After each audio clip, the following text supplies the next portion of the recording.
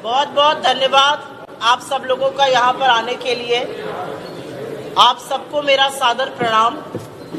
एक बहुत महत्वपूर्ण मुद्दे पर कांग्रेस की 21 महिला नेत्रियां 21 शहरों में ज्यादातर राज्यों की राजधानी में प्रेस कॉन्फ्रेंस आज कर रही हैं, क्योंकि हमें ऐसा लगता है, अगर आप लोगों से मैं थोड़ी सी शांति की अपील कर सकूं।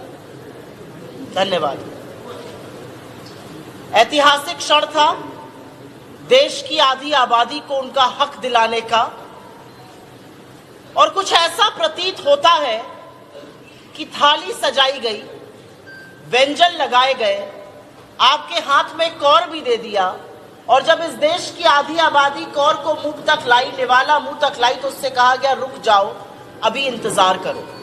आप लोग लखनऊ से हैं तो आप कानपुर के ठग्गू के लड्डू के बारे में तो जरूर जानते होंगे, और उनकी जो पंचलाइन है, ऐसा कोई सगा नहीं जिसको हमने ठगा नहीं। भारतीय जनता पार्टी की सरकार ने एक तरह से उसी को आत्मसात किया है। यह ऐतिहासिक क्षण था, और असलियत बताऊं आपको, जब पता चला कि महिला आरक्षण बिल पास होने वाला है तो सब लोग प्रफुल्लित हुए। हमें लगा हाँ, हम ओरिजिनल शिल्पकार हैं इस बिल के, लेकिन अगर सरकार इसको ला रही है अच्छी बात है। देश की आधी आबादी पिछले 27-28 साल से ये लंबी लड़ाई लड़ रही थी, और अब ये क्रियान्वित होगा, अब ये असलियत बनेगा। लेकिन आज देश की आधी आबादी अपने आप को ठगा महसूस कर रही है, क्योंकि सरकार ने ये बिल लाई, हम सब ने साथ मिलकर इस ऐतिहासिक बिल को पास भी किया, लेकिन असलियत यह है कि जो 2 कंडीशन सरकार ने इस बिल पर लगाई, उससे महिलाओं का जो इंतजार है महिला आरक्षण का, वो अभी बढ़ा रहेगा। अभी किसी को नहीं पता वो कब लागू होगा, और अगर सरकार के गृह मंत्री को सुनिए तो 2029 तक होगा। अगर सरकार के बाकी मंत्रियों और उनके सांसदों की बात जो संसद में कही है सुनी जाए, तो ये 2039 से पहले, 2039 से पहले लागू होने वाला नहीं है। और मैं अपने आप से नहीं बोल रही हूं, इनके सांसदों ने आर्टिकल 82 और आर्टिकल 81(3) का हवाला दिया है। वो दोनों आर्टिकल ये कहते हैं, इसका संशोधन भी हुआ है, 84th अमेंडमेंट हुआ है। वो दोनों आर्टिकल साफ तौर से ये कहते हैं कि 2026 तक जो परिसीमन फ्रीज किया गया है, वो अगला परिसीमन तब होगा जब उसके बाद की जनगणना हो जाएगी। उसके बाद की जनगणना मतलब 2031 की जनगणना, उसमें 1.5-2 साल लगेगा, फिर डिलिमिटेशन कमीशन बनेगा, फिर होते होते 34 का चुनाव बीत जाएगा, फिर 39 में हो सकता है इसको लागू किया जा सके।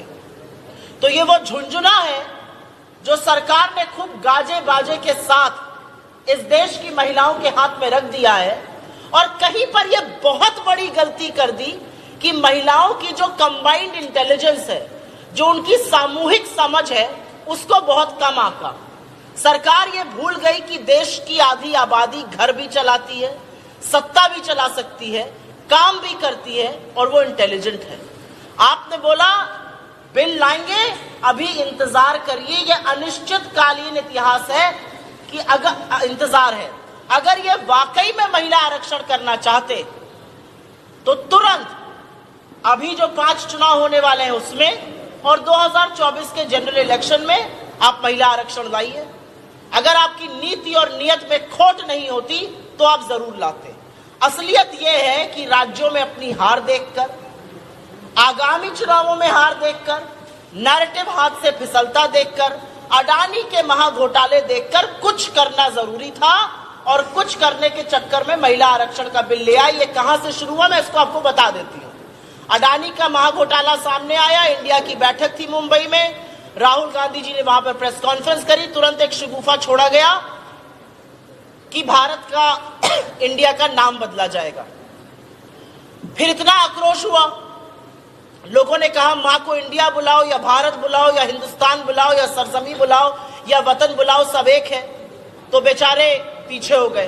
फिर क्या था, आनन फानन में महिला आरक्षण बिल लाएंगे, उस पर कोई चर्चा नहीं, ये बिल स्टैंडिंग कमेटी नहीं भेजा गया, ये सेलेक्ट कमेटी नहीं भेजा गया, और ये बिल जो है ऐसे ही इंट्रोड्यूस कर दिया गया, जिसका नतीजा है कि इस बिल के लिए महिलाएं अभी अनिश्चितकालीन इंतजार करेंगी। और इसकी एक और भी बहुत बड़ी त्रुटि यह है कि आज वक्त की मांग है, आज लोगों की मांग है, आज जनता की मांग है कि जातिगत जनगणना हो। और इसीलिए हम बार बार कह रहे हैं कि इस बिल में आपने अनुसूचित जाति, अनुसूचित जनजाति को जो आरक्षण दिया है, वैसा ही आरक्षण आप पिछड़े वर्ग से आई महिलाओं को भी दीजिए। इस देश में जितनी आबादी उतना हक, अगर ये बात की जाएगी तो ये जरूर पूछा जाएगा कि उन लोगों को इसका फायदा क्यों नहीं मिल रहा है। 2011 की जातिगत जनगणना हुई है, आप उसका आंकड़ा तुरंत साझा करिए देश के साथ। जातिगत जनगणना की मांग इस देश के कोने कोने से हो रही है, वो कीजिए। और ऐसा अगर आप नहीं कर रहे तो आप अपनी दोनों जिम्मेदारियों से मुंह मोड़ रहे हैं और ये जनता देख रही है। यहां पर इतने बड़े कमरे में मुझे लगता है एक अकेली महिला पत्रकार मुझे दिख रही है। मंच पे हम 3 महिलाएं हैं, लेकिन इस देश की आधी आबादी महिला है और वो देख रही है कि उनकी राजनीतिक भागीदारी के लिए, उनके सशक्तिकरण के लिए आपके पास खोखले वादों से ज्यादा दूसरा कुछ नहीं है। ओबीसी की महिलाएं देख रही हैं कि पिछड़े वर्ग के लिए आपके मन में जरा सी संवेदनशीलता। गांधी जी ने एक आंकड़ा दिया पार्लियामेंट में, इस देश के सर्वोच्च पद पर बैठे हुए आईएएस ऑफिसर्स 90 हैं, 90 secretaries in the government of India, और उसमें से मात्र 3 पिछड़े वर्ग से आते हैं। लोगों की सुनिए तो पिछड़े वर्ग की आबादी शायद 51% से ज्यादा है। और जैसा कि उनका कहना है, अगर पैर में चोट लगी है, हड्डी टूटी है कि नहीं टूटी है, उसका पता आपको एक्सरे कराकर चलेगा। और जातिगत जनगणना वही एक्सरे है जो सरकार कराने से चूक रही है। मैं एक बात और कहूंगी, और यह बात यहां पर कहनी जरूरी है। हमने इस बिल को समर्थित किया, पूरा बिना शर्त के समर्थन दिया, और इसलिए दिया क्योंकि आधी आबादी की इस लड़ाई में सबसे आगे कांग्रेस पार्टी खड़ी है। और मैं लोगों की जानकारी के लिए आपके माध्यम से बता दूं, आज कहने वाले कुछ भी कहें, आज कहने वाले बड़ी बड़ी तस्वीरें लगाएं, आज कहने वाले गाजे बाजे के साथ महिला सशक्तिकरण की बात करें, लेकिन भारतीय जनता पार्टी के 4 नेताओं ने 1989 में जब राजीव गांधी जी महिला आरक्षण पंचायती राज में हो इसका बिल लेकर आए तो लोकसभा में वो पारित हुआ, राज्यसभा में 7 वोटों से गिर गया। और उन 7 वोटों में से उस बिल को गिराने वाले 4 वोट लाल कृष्ण आडवाणी जी के, अटल बिहारी वाजपेयी जी के, जसवंत सिंह जी के और राम जेठमलानी जी के थे। तो महिला विरोध से महिला आरक्षण तक ये आए, अच्छा सफर इन्होंने तय किया, लेकिन अब मन का खोट निकाले, नियत का खोट निकाले और इसको तुरंत दे, महिलाओं के हाथ में झुंझुना देकर उनकी तौहीन न करें।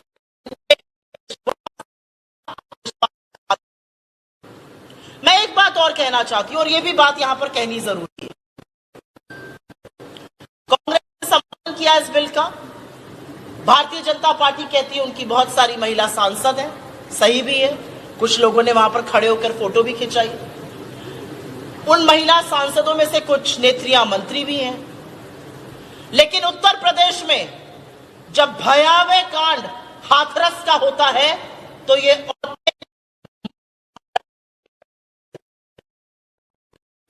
जब लखीमपुर में एक निर्वाचित महिला की साड़ी का चीरहरण होता है तो ये महिलाएं मौन रहती हैं, ये महिला सांसद। जब शाहजहांपुर में चिन्मयानंद पे यौन शोषण का आरोप लगता है तो ये महिलाएं चुप रहती हैं, ये महिला सांसद। और इनका नाम लेकर इसलिए बोल रही हूं क्योंकि ये इस देश में सबसे सशक्त, सबसे पावरफुल महिलाओं में से कुछ है। ये महिलाएं तब चुप रहती है जब सदन से 500 मीटर की दूरी पर इस देश की सबसे होनहार बेटियां, जिन्होंने इस देश का मान बढ़ाया, जिन्होंने तिरंगा लहराया, उनको बूटों के तले रौंदा जाता है, वो यौन शोषण का आरोप लगाती हैं। ये महिलाएं चुप रहती हैं। ये महिलाएं मणिपुर के उस भयावह हैवानियत के बाद चुप रहती हैं, तो इनका सदन में बने रहने का मतलब क्या है?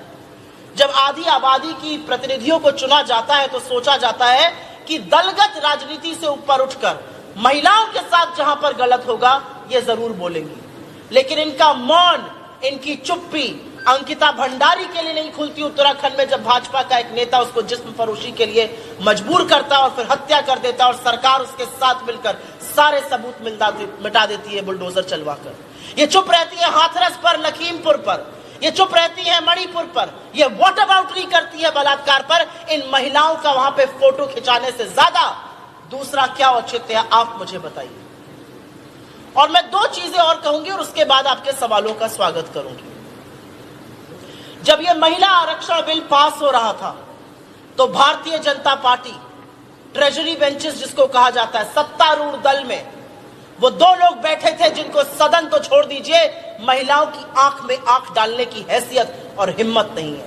उसमें से एक व्यक्ति ब्रजभूषण शरण सिंह थे, उत्तर प्रदेश से सांसद, जिनके लिए परसों दिल्ली पुलिस ने हाईकोर्ट में कहा कि महिलाओं के यौन शोषण के लिए उन्होंने एक मौका नहीं छोड़ा। उनको अपनी गोदी में बिठाकर नरेंद्र मोदी महिला सशक्तिकरण की बात कर रहे हैं, महिला आरक्षण की बात कर रहे हैं। और पतन ऐसा हुआ है भारतीय जनता पार्टी का कि जो डिबेट शुरू हुआ महिला आरक्षण पर वो निशिकांत दुबे ने शुरू किया।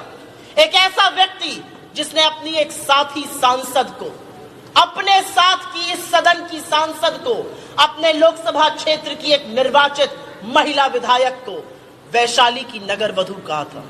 और मुझे लगता है एक महिला होने के नाते मुझे आपको बताना जरूरी नहीं है कि वैशाली की नगर वधू का मतलब क्या होता है। यह भाजपा का पतन कि वैशाली की नगर वधू का मतलब क्या होता है, यह भाजपा का पतन है। तो महिला सशक्तिकरण पर खोखले दावे, खोखले वादे करने वाले ये लोग पहले महिला सशक्तिकरण पर अपनी पार्टी के अंदर उन लोगों को बेदखल करें जो महिलाओं के साथ लगातार अत्याचार करते हुए पाए जाते हैं। मैं आशा करती हूं कि आने वाली महिला सांसदें जब कभी भी आएंगी इस आरक्षण के चलते, वो इन महिला सांसदों की तरह सत्ता की लोलुपता में, सत्ता के सुख में मुंह बंद नहीं करके बैठेंगी, मुंह फेर कर नहीं बैठेंगी, आंखों पर पट्टी नहीं बांधेंगी, बल्कि वाकई में महिला सुरक्षा की, महिला सम्मान की, महिला सशक्तिकरण की बात करेंगी। हमारे समर्थन के बावजूद ऐसे दो मुद्दे हैं जिस पर हम आज भी अडिग हैं, और वो है कि इस तरह से इसको इंतजार नहीं कराना चाहिए था। और दूसरा, ओबीसी आरक्षण पर जातिगत जनगणना की मांग उत्तर प्रदेश से लेकर बिहार, तमिलनाडु, राजस्थान, तमाम जगहों से, तेलंगाना, ऐसी कोई जगह नहीं है, मध्य प्रदेश तक जहां से ये मांग आ रही है। सरकार को ये मांग पर त्वरित कार्रवाई करनी चाहिए। कार्रवाई ना करना दिखाता है कि सरकार इसके बारे में बिल्कुल भी सीरियस नहीं है। बहुत धन्यवाद, आपके सवालों का स्वागत है। एक एक करके बात करेंगे। पहले इस पर सुओ मोटो सवाल का जवाब, पहले मुझे बोलने दीजिए, मैं पहले सुओ मोटो पर जवाब दूंगी, उसके बाद आप लोगों के सवाल का। जी बताइए। 9 मार्च एक बार इनको पूछना सर, आपके पास राज्यसभा से जब ये बिल पास हुआ था 9 मार्च 2010, उसके बाद आप लोगों ने लोकसभा में क्यों नहीं पेश किया? क्योंकि आपके तो सहयोगी सपा और आरजेडी इसका विरोध कर रहे थे। 9 मार्च 2010 का दिन ऐतिहासिक था। राज्यसभा में यह बिल पारित हुआ। और आपकी जानकारी के लिए बता दूं, राज्यसभा एक परमानेंट हाउस है, उसकी सदस्यता अनवरत चलती रहती है। तो राज्यसभा के पारित बिल को ही अगर सरकार लोकसभा में ले आती तो कोई दिक्कत नहीं थी। बिना कंडीशन के, बिना परिसीमन और जनगणना की कंडीशन लगाए वो बिल पारित हो सकता था। हाँ, हम मानते हैं हम नहीं करा पाए उसको पारित, क्योंकि समन्वय नहीं बन पा रहा था। तब समन्वय नहीं बन पा रहा था, हमारे कुछ घटक दल इस पर समन्वय नहीं बनाने दे रहे थे। 89 में भी तो हम लाए थे महिला सशक्तिकरण के लिए, नहीं पास हो पाया क्योंकि भाजपा ने मिलकर हरा दिया था पंचायती राज में। और आज पंचायती राज के उस सशक्तिकरण का नतीजा है कि इस देश में 15 लाख निर्वाचित महिलाएं हैं। मैं मानती हूं हम नहीं पास करा पाए, आपके मेजॉरिटी है, आपके जैसा मेजॉरिटी इस देश में कम सरकारों को मिली। और आपने उस ब्रूट मेजॉरिटी पर इतने प्रचंड बहुमत का आपने ये अवमानना, आप ये चाहते तो 2015 में ला सकते थे और 19 के चुनाव में महिलाओं को 1/3 आरक्षण मिलता। 2016 में सोनिया जी ने पत्र लिखा, 2017 में लिखा, 2018 में लिखा। राहुल जी ने बोला हम बिना शर्त समर्थन देने को तैयार हैं। सरकार इस पर क्यों बैठी रही, ये सवाल सबको पूछना चाहिए। 2010 में हम नहीं पारित कर पाए, हाँ ये हमारी विफलता है, हमारे घटक दल नहीं तैयार हुए, लेकिन आपकी तो प्रचंड बहुमत की सरकार थी, आपको तो किसी की ओर देखना ही नहीं था। आपने 2014 को 2023 सितंबर क्यों बना दिया, सवाल इस बात का भी है। महिला विधेयक पास होने के बाद नरेंद्र मोदी जी को मंच पर महिलाएं आशीर्वाद दे रही थी, फिर ये क्या था? भाड़े के भीड़ ले आइए, नारे लगवाइए यहाँ पर मेरे नाम का जिंदाबाद, तो ये क्या होगा? ये प्रेस वार्ता है, प्रेस वार्ता में आप मुझसे सवाल पूछने आए हैं। देश की आधी आबादी को आपने बोला हम महिला आरक्षण देंगे, कब देंगे इसका जवाब नहीं है। परिसीमन पे क्यों निर्धारित किया, जवाब नहीं है। जनगणना पर क्यों आधारित किया, जवाब नहीं है। ओबीसी की महिलाओं को क्यों नहीं दिया, जवाब नहीं है। तो ये क्या है? एक एक करके लेंगे, अभी वो पूछे फिर मैं आपके पास आऊंगी। पहले वो बोल दें, उसके बाद मैं आपके पास आऊंगी। चुनाव को लेकर एक गठबंधन बनाई गई है, उसमें 25 अलग-अलग दल हैं। अगर उत्तर प्रदेश में 25 नहीं 28 80 सीटें उत्तर प्रदेश में, यहाँ पर सीटों को लेकर क्या रणनीति तैयार होगी? क्योंकि सपा कह रही है 25 सीटों पर चुनाव लड़ेंगे, कांग्रेस कैसे देती है? आपके सवाल का मैं जवाब दूंगी, पहले सुओ मोटो का दूंगी, इसलिए मैंने कहा था पहले इस पे जवाब दे दूं, आपके सवाल का जवाब मैं दूंगी। इस पर कोई और महिला आरक्षण पे कोई और सवाल है क्या किसी का? क्या जनगणना और डिलिमिटेशन की जरूरत वाकई थी या इसको अभी लागू किया जा सकता है? बिल्कुल किया जा सकता है, अगर सरकार चाहे तो आज लागू कर सकती है, आज, और हम बिना शर्त समर्थन देने को तैयार है, आज लागू कर सकते। सरकार को कुछ नहीं कहना है, सरकार को कहना है लोकसभा ने ये पारित किया है, हमने पुनर्विचार किया है, हम इसमें से ये 2 कंडीशंस हटाते हैं, बुलाए एक स्पेशल सेशन। सरकार नोटबंदी में सारे देश को खड़ा कर देती है 1 घंटे के डिसीजन में, 370 हट जाता है 1 दिन में, लॉकडाउन लग जाता है 1 घंटे में, लाखों मजदूरों को पैदल चला दिया जाता है 1 घंटे में, और महिलाओं को बोला जाता है अभी 16 साल इंतजार करिए। 27 साल से इंतजार कर रही हैं महिलाएं, चाहे तो आज लागू कर सकते हैं। मैं अब आप सारे सवाल आप ही नहीं पूछ सकते ना, आपके सवाल का मैं जवाब देती हूँ। 28 घटक दल हैं इंडिया गठबंधन में, और मुझे लगता है कि जो राहुल जी ने लगातार बात कही है, मैं उसी बात को दोहराऊंगी क्योंकि वही सच है। ये गठबंधन क्यों बना है? ये गठबंधन इसलिए तो बना नहीं है क्योंकि हमें एक दूसरे की शक्ल पसंद है, या हमें एक दूसरे का खान पान बहुत ज्यादा पसंद है, या हमें एक दूसरे के साथ उठना बैठना पसंद है, बिल्कुल पसंद है। लेकिन ये गठबंधन इसलिए बना है क्योंकि हमें लगता है कि आज जो देश की स्थिति है, आज जो लोकतांत्रिक संस्थाओं की अवमानना की जा रही है, आज जो प्रेस को डराया धमकाकर चरण चुंबकों की एक फौज खड़ी कर दी गई है कुछ को छोड़कर, आज जिस तरह से अभिव्यक्ति की आजादी पर रोक है, आज सरकार की संस्थाएं जो कि भाजपा का फ्रंटल बन चुकी है, अगर ऐसे ही चलता रहा तो लोकतंत्र का कोई मतलब नहीं रहेगा। और इसलिए हमें लगता है कि अगर संविधान को सुप्रीम रखना है, सर्वोपरि रखना है, तो मिलकर लड़ाई लड़नी पड़ेगी। और ऐसा गठबंधन प्री पोल, इस तरह की समन्वयता, इस तरह का कंसेंसस ऑन मोस्ट इश्यूज हमने पहले कभी नहीं देखा है। और जहां पर जो पार्टी है वो बिल्कुल अपनी दावेदारी करेगी, हर पार्टी दावेदारी करती है, लेकिन अंततोगत्वा हम सब बैठकर डिसाइड करेंगे कौन कहां पर कितनी सीट पर लड़ेगा। असलियत बात, मुझे अपनी बात पूरी करने दीजिए, ये टीवी डिबेट तो है नहीं कि आप बीच में बोलिएगा। मुझे लगता है अंततोगत्वा हम सब बैठकर निर्धारित करेंगे कि कौन कहां से लड़ेगा। और एक बात ये भी सच है कि इस इंडिया गठबंधन की धुरी कांग्रेस पार्टी है, क्योंकि कन्याकुमारी से कश्मीर और असम से लेकर गुजरात तक अगर एक पार्टी है तो वो हम है। करीब 190 सीट पर हमारा और भाजपा का एक सामने आमने मुकाबला है, तो बिल्कुल कहीं पर हम थोड़ा मन बड़ा करेंगे, कहीं पर किसी और को करना पड़ेगा, लेकिन नुक्ताचीनी करने की जरूरत नहीं है। मुझे लगता है कि समन्वय स्थापित कर जैसे हमने कुछ मुद्दों पर किया है, जरूर हम एक साथ मिलकर इस गठबंधन में सीट शेयरिंग भी आराम से कर लेंगे।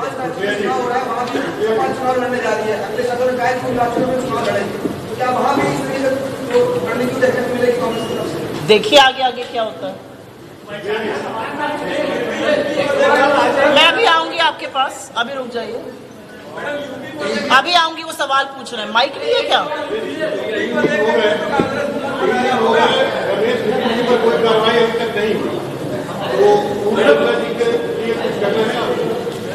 मुझे ये कहना है कि जो 70 साल का हिसाब मांगते थे उन्होंने आजादी के 76 साल में वो करके दिखा दिया जो पहले कभी नहीं हुआ था।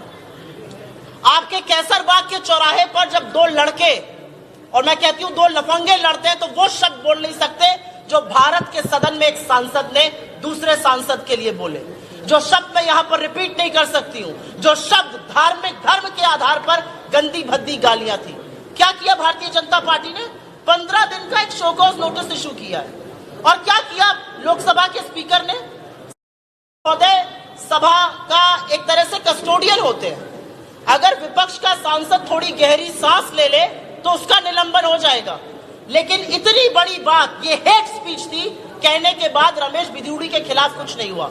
और सबसे बुरा मुझे तब लगा, रमेश बिधूड़ी तो चलिए बड़े बददिमाग आदमी हैं, उनके बगल में बैठे हुए दो पूर्व मंत्री ऐसे अट्टहास कर रहे थे कि क्या चुटकुला मारा है रमेश बिधूड़ी ने। ये देश का संसद है, ये मान्यताओं से, मर्यादा से, गरिमा से चलता है। यहां पर इतनी गंदी गालियां देने वाले भाजपाइयों को, और कवर फेंस कौन दे रहा है? उनके पक्ष में कौन दो लोग लिख रहे हैं? एक है हमारे गोरखपुर के माननीय सांसद, जिनको परसों तक अनंतनाग में शहादत हो गई हमारे लोगों की, वो पता नहीं था, वो उसका मखौल बना रहे थे। और एक है मिस्टर दुबे, जो अपनी महिला साथियों को वैशाली की नगर वधू कहते हैं। तो इस पर मैं जितना कम बोलूं उतना अच्छा है, लेकिन भारत के सदन ने इससे ज्यादा घटिया व्यवहार शायद पहले कभी नहीं देखा। मैं सारे सवाल लूंगी, मैं कहीं जा नहीं रही हूं, वो पूछ रहे हैं सवाल। हाँ, इनको माइक दो ना पीछे।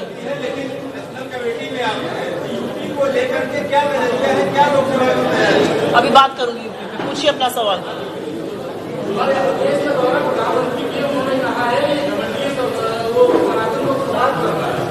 क्या बोला उन्होंने?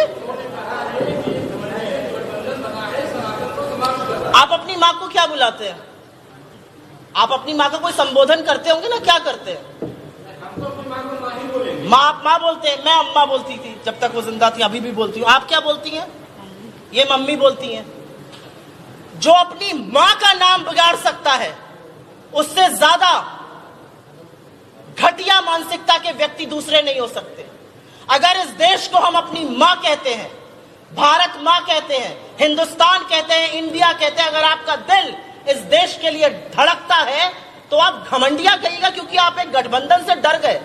आज तक घमंडिया नहीं कहा। क्या दिक्कत इंडिया से हो गई? अभी तो न्यू इंडिया बनाने चले थे, अब घमंडिया कहने लगे। अपनी माँ के नाम को विद्रूप करने वालों पर मुझे टिप्पणी करनी ही नहीं है। असलियत यह है। सवाल आप लोग भी पूछना शुरू करिए। अपनी माँ का जो नाम बिगाड़ता है, उसको शास्त्रों में क्या कहा गया है, वो मुझसे यहां मत कहलवाइए। आपने यूपी की राजनीति पर मुझसे सवाल पूछा, मैंने उनका जवाब बड़े विस्तृत तौर पर दिया है। नहीं, अभी तो मैं जवाब दे रही हूँ, अभी मैं जवाब दे रही हूँ, अभी मैं आपसे बात नहीं करूंगी, मैं उनका जवाब दे रही हूँ। माइक प्लीज दे लीजिए, जैसे बीच में बोलेंगे तो दिक्कत होगी।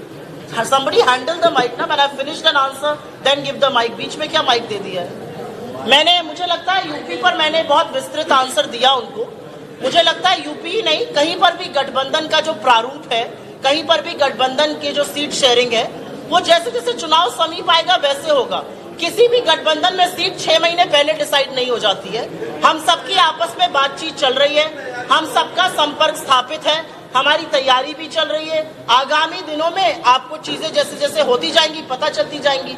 ये गुपचुप तरीके से तो गठबंधन हुआ नहीं है, सार्वजनिक रूप से हुआ है, सार्वजनिक रूप से सब लोग मिल भी रहे हैं, तो हम आपको सब बताएंगे। हम वो लोग तो है नहीं कि सीना ठोक कर बोले एक अकेला सब पर भारी और 15 दिन बाद 38 लोगों को लेकर खड़े हो जाए क्योंकि सामने इंडिया खड़ा है। हम वो लोग नहीं है। असलियत ये है कि इंडिया का नाम सुनकर बड़े बड़े कांप जाते हैं। असलियत ये है कि इंडिया के आमने सामने कोई भी खड़ा होगा, जीत इंडिया की होती है। ये बात मोदी जी अच्छी तरह से जानते हैं। आप सवाल पूछ रहे थे, मैं सुन रही हूँ, आप बोलिए। मेरा सवाल था कि आपने 2010 में आपकी सरकार ने राज्यसभा में महिला आरक्षण वाला जो कराया था, पास कराया था, लेकिन उसके बाद 2014 का चुनाव आता है, 2019 का चुनाव आता है, उसमें जो आपकी महिलाओं को सीट देने की जो भागीदारी है वो लगभग 13% भी रही। तो क्या आपकी सिर्फ नीति बनाने पर जोर था या नियत साफ नहीं? 2019 के चुनावों का आंकड़ा आपको दे देती हूं। 2019 में टीएमसी ने, ये सच बात है, 37% टिकट महिलाओं को दिया। उसके बाद 14% लेफ्ट की पार्टीज ने महिलाओं को दिया, तीसरे नंबर पर कांग्रेस पार्टी थी जिसने महिलाओं को टिकट दिया, और चौथे नंबर पर भारतीय जनता पार्टी थी। तो अगर आप नंबर से भी देखिए तो हमने भारतीय जनता पार्टी से ज्यादा टिकट दिया। हम लोग उत्तर प्रदेश में बैठ के बात कर रहे हैं। सर ये टीवी डिबेट नहीं है, आप बीच में मत बोलिए। आपने मुझसे सवाल पूछा है, मैं जवाब दूंगी। अगर मैं काउंटर क्वेश्चन कर सकता हूँ, अगर मैंने सवाल पूछा है, ऐसा नहीं है कि ये बिल्कुल ठीक है। हम अगर आपने प्रेस कॉन्फ्रेंस की तो हमारा भी अधिकार बनता है कि आपने मेरे जवाब के बाद आप सवाल दोबारा से पूछ लीजिएगा, बीच में मत पूछिए। मेरा जवाब खत्म हो जाए, आप पूछ लीजिएगा। 2022 के विधानसभा चुनाव में उत्तर प्रदेश में जहां हम बैठे हैं, हमने 40% टिकट महिलाओं को दिया था, और तब सबने इसको चुनावी स्टंट बनाया था। मैं तो चैलेंज करती हूं, महिला सशक्तिकरण की जो बात कर रहे हैं, 12.6% से ज्यादा टिकट महिलाओं को देकर दिखा दे। तो प्रत्युत्तर और उत्तर होना अलग बात है, नीति और नियत में खोट है, ये बात साफ है। आपके पास प्रचंड बहुमत है, दुनिया की कोई ताकत आपको रोक नहीं सकती आज महिला आरक्षण लागू करने के लिए। आपने जबरदस्ती एक नया पेच फंसाया है परिसीमन और जनगणना का। असलियत यह है कि जनगणना 2021 की, उसकी सुई की नोक नहीं हिली है, तो आप 31 की जनगणना कम कराइएगा, किसी को नहीं पता है। सवाल यह है कि भारतीय जनता पार्टी की केंद्र सरकार ने यह झुंझुना महिलाओं को क्यों दिया। बाकी सारे प्रश्न जो है वो बेमानी हो जाते हैं इसके सामने। तो क्या कांग्रेस लोकसभा चुनाव 2024 में 33% टिकट देने जा रही है महिलाओं को? हम आपको ये विश्वास दिला सकते हैं कि हम भारतीय जनता पार्टी से ज्यादा टिकट इस बार भी देंगे। 40% दिया था पहले, उसके लिए 2 कॉलम लिखिए, फिर बात करेंगे। चलिए,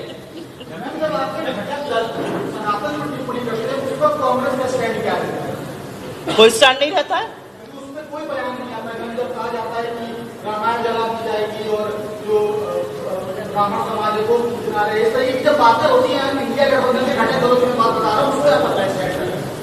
घटक दल है, हम निवाले, हमारे जुड़वा थोड़ी है कि जो वो कह रहे हैं वो हम कह रहे हैं, हमें छुओ तो उनको दर्द होगा, ये तो नहीं है। वो कुछ कह रहे हैं, हर चीज पर हमें बोलने की जरूरत नहीं है। हमने हमेशा से कहा है कि हमारे अकॉर्डिंग इस देश की आत्मा, इस देश की नींव सर्वधर्म संभाव पर है। किसी भी धर्म की अवमानना करना टोटली गलत है। लेकिन उसी बात पर मैं आपसे एक बात काउंटर पूछ लेती हूँ। महिला हूं, महिला आरक्षण की बात कर रही हूँ, हिंदू धर्म की अनुयायी हूं, बिना पूजा किए अन्न नहीं ग्रहण करती हूँ। हमारे धर्म में कहा गया है यत्र नार्यस्तु पूज्यन्ते रमन्ते तत्र देवता। तो अगर आप हिंदू धर्म और सनातन धर्म में यकीन करते हैं तो ब्रजभूषण शरण सिंह को बगल में नहीं बिठा सकते हैं जिस पर यौन शोषण का आरोप है। अगर आप सनातन धर्म में यकीन करते हैं तो आप महिलाओं की अवमानना नहीं कर सकते हैं जो कुलदीप सिंह सेंगर आपके एमएलए ने करी, और आप चुपचाप बैठे रहे जब तक इलाहाबाद हाईकोर्ट ने टिप्पणी नहीं कर दी। तो अगर सनातन की बात करनी तो पूरी तरह से करिए। सनातन धर्म में क्या है? दैहिक दैविक भौतिक तापा, राम राज नहीं कहूं व्यापा, बेरोजगारी, महंगाई, आर्थिक असमानता। मणिपुर में औरतों को नंगा टहलाया जा रहा है और आदमखोर की फौज उनको छू रही है, उनके उन पार्ट्स को छू रही है जिनका नाम मैं यहां नहीं ले सकती।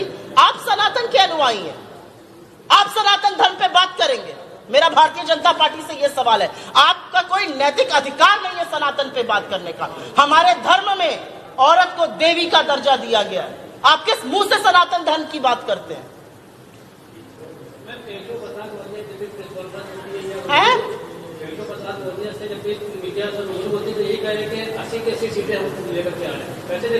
अपनी ही हार गए थे, पहले उसी की सुनिश्चितता दे देते।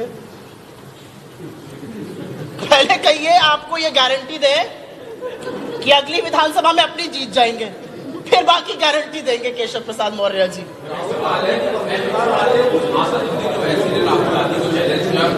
पार्टी को राहुल गांधी से कहा कि वायनाड मिलेगा, हैदराबाद से मेरे मुखालिफ पद में लड़े, और ये कहा है कि हम अभी हैं जो लोगों के लिए लड़ रहे, बाकी ये जो गठबंधन है ये भी बीजेपी के साथ मिला हुआ है। न बाबरी के मामले में कांग्रेस ने बोली, और अभी जिस तरह से मामला जो पार्लियामेंट में हुआ उसकी भी इन्होंने कोई किसी तरह से कोई हम है जो मोदी के खिलाफ लड़ रहे हैं।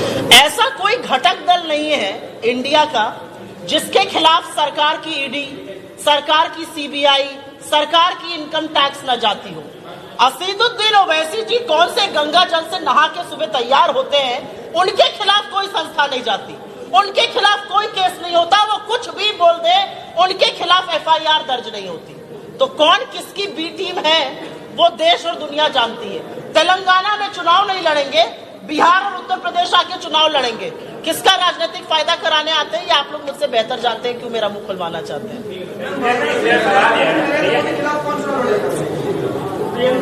मेरा सवाल यह है कि भाई मोदी जी एक विकल्प जारी किए हैं, मोदी जैसा नेता जैसे बोलते एक काम जारी किया। बिल्कुल सही है। आपको इसमें विस्मय है क्या? मोदी जी जैसा नेता इस दुनिया में कोई नहीं है। मोदी जी इतने बड़े नेता हैं कि मोदी जी ने इस देश को बेरोजगार बना दिया। मोदी जी ने मेरे देश को इस कगार पर लाके खड़ा कर दिया कि अगर 80 करोड़ लोगों को फ्री का राशन ना दीजिए तो वो जिंदगी गुजर नहीं कर सकते। सही बात कही गई है।